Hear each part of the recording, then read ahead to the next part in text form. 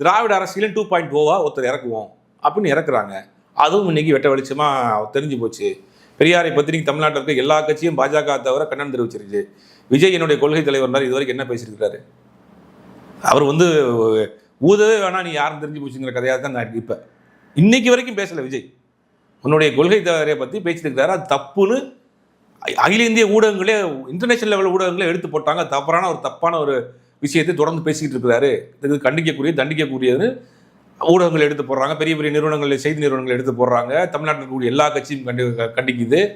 நான் தான் பெரியாருடைய கொள்கையை ஃபாலோ பண்ணக்கூடியவன், எங்களுடைய கருத்தியல் ஆசான், கொள்கை தலைவர் அப்படின்னு பேசின விஜய் இது வரைக்கும் என்ன பேசிட்டு இருக்காரு?